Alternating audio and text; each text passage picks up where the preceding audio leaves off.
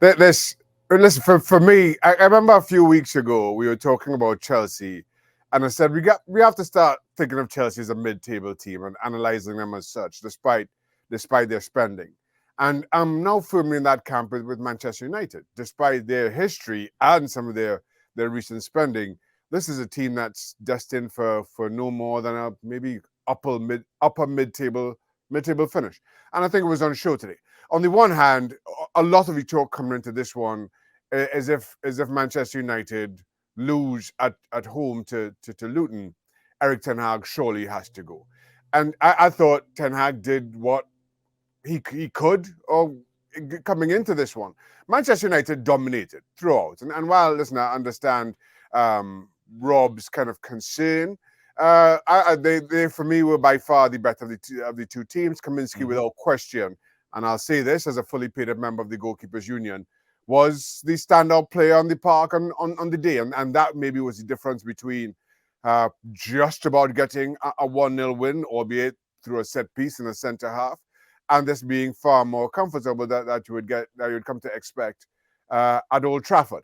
But truth is, again, while we can look at some of the dominating performances that maybe didn't transition into goals, you look at this United team, and nothing really suggests that they are anywhere near or on the road back to being the Manchester United of old. And while I absolve Ten Hag of some criticism today, in that at least he got his tactics right, you look at the bench, Varane on the bench, Mount on the bench, that's a Ten Hag signing. Anthony on the bench, that's another Ten Hag signing. So there are still a lot of concerns around the direction of Manchester United under Eric Ten Hag. But this is a game that they had to win. They take a win anyhow it came. And I guess that ultimately is the only takeaway. Rob, I've got a two-part question for you. The second part you'll get after you answer the first part. And they're both connected. The first part is, how much patience was there today among the Man United fans? It's wearing thin. Again, that they started okay, United, and you start thinking that maybe this is a day where things are going to start to click a little bit, and maybe this is going to be one of those comfortable Premier League wins that we saw so often under Sir Alex Ferguson. But they just don't score early goals in the Premier League, and when it passes sort of 15 minutes and it gets to 20 minutes, nerves creep in very quickly with the fans, because they know the type of team that they're watching. They know that they're watching a team that don't deal well with setbacks, that, on occasion this season, they've had things to deal with and haven't dealt with it properly, and haven't had the character and the mentality to deal with it. And they know that if things start to go badly, it can unravel very, very quickly. Now, if they score early and get in front, they look okay.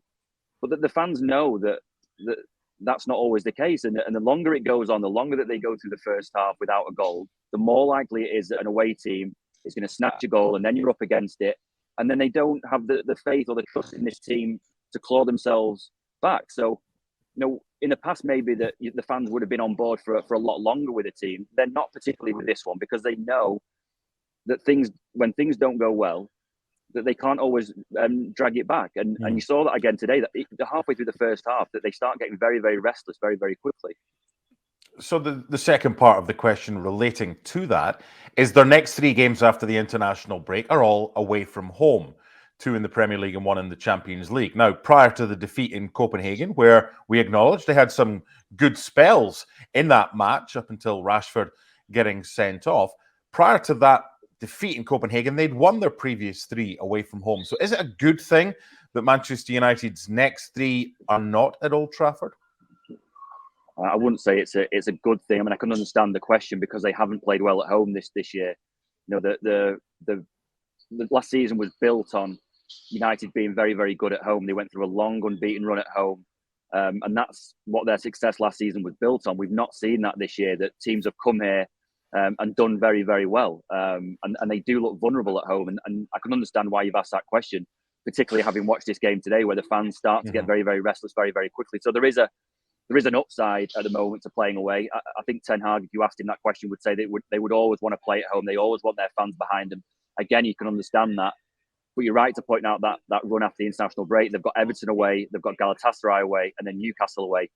that is a horrible, horrible week for a team that are really struggling for form and struggling for confidence. Because again, you go back to that, what we just talked about a minute ago. This isn't a team that deal well with setbacks, and you expect going away from home, that the home side is going to be a little bit more on the front foot. United haven't tended to deal well with that particularly. I suppose the upside is that a team coming out and trying to attack United probably suits the way that they want to play. Today Luton have sat very, very deep for long periods, and United have struggled to break them down. So there is an upside to playing away. I just think that wherever United go, whatever game it is at the moment, they look vulnerable, and that transfers to the fans. I think they're just going game to game, and they're trying their best to get through games as they possibly can. That there isn't really much of a pattern of play. There is no momentum behind performances. It's literally just turning up and trying their best to win, as Shaka said earlier, anyhow, anyway. Mm-hmm. Yeah. Final question for you, Rob, before you head to Erik ten Hag's press conference. Will the Manchester United lineup look any different at all after the international break, with potentially players coming back from injury? Well, I actually think it's probably gone the other way after today. You've had a situation today where Aaron Wan-Bissaka's missed out because he's ill. You've got Christian Eriksen, who's gone off in the first half with what looks like a knee problem. Højlund in the second half went down twice, holding his hamstring. Eventually came off, went straight down the tunnel. It doesn't bode well, really, for Ten Hag with regard to his injury problems. He's got long-term problems with the likes of Casemiro, with Luke Shaw, with Martinez, with Tyrell Malacia. I think Malacia and Luke Shaw are getting there, but whether they'll be back straight after the international break, we'll have to wait and see. Casemiro and Martinez aren't expected back until the new year. The worst possible thing that could happen now for Erik ten Hag is that Højlund has got a hamstring injury that will rule him out for a couple of weeks.